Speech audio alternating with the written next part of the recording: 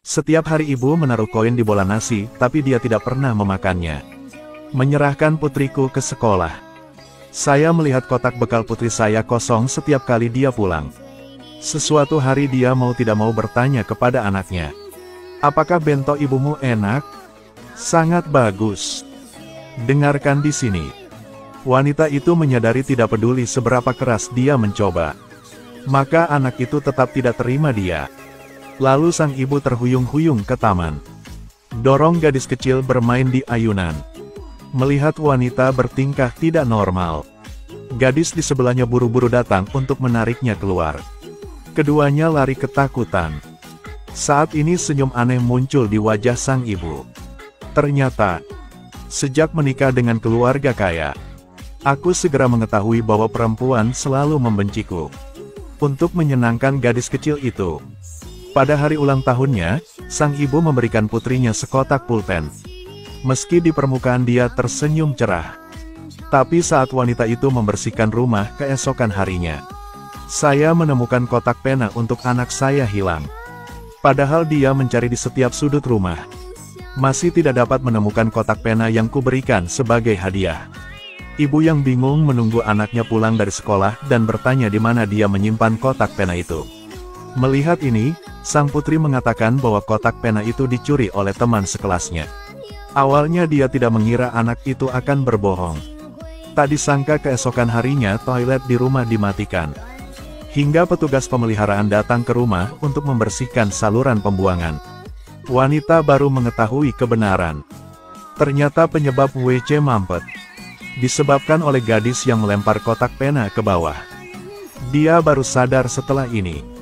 Anak penurut itu berprasangka buruk padaku. Hari berikutnya, ketika seorang ibu mengantar putrinya ke sekolah, apa yang dikatakan guru semakin mengejutkannya. Sementara teman sekelas lainnya dengan senang hati makan siang, dia menangis sendirian lagi.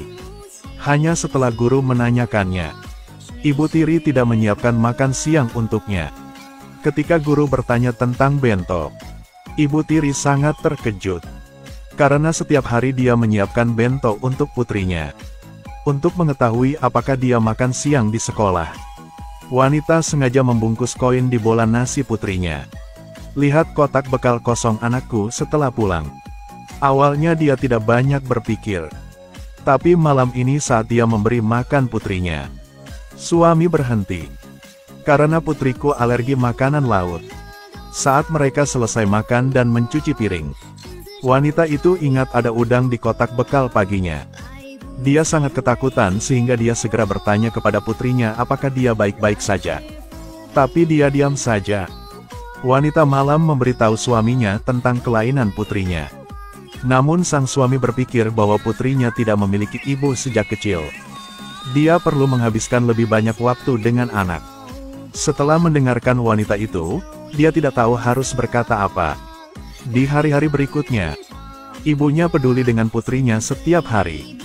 Membantu gadis kecil itu makan, berpakaian dan mengikat tali sepatunya. Mencoba menjadi ibu yang terbaik. Sehari dia membawa putrinya mengunjungi rumah neneknya. Ketika gadis kecil itu meraih makanan di atas meja, sang ibu menyuruh putrinya makan dengan sumpit. Tak disangka, sang putri bilang dia tidak makan lagi. Ini membuat wanita itu sangat marah. Dia tahu bahwa sekeras apapun dia berusaha, dia tidak akan puas. Untungnya ayahnya datang menghibur dan menasihatinya. Bagaimanapun juga, setiap anak melewati tahap ini. Mendengar bahwa dia hanya bisa menerima secara diam-diam. Tapi mereka tidak menduganya. Keesokan harinya anak tersebut berangkat ke sekolah dan melihat teman sekelasnya membersihkan kacamata.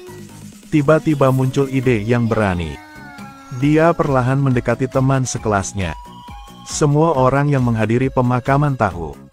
Hal yang paling tabu dalam pemakaman adalah warna merah. Tapi anak ini bersikeras memakai sepatu merah ke pemakaman teman sekelasnya. Tidak peduli bagaimana ibu mencegahnya.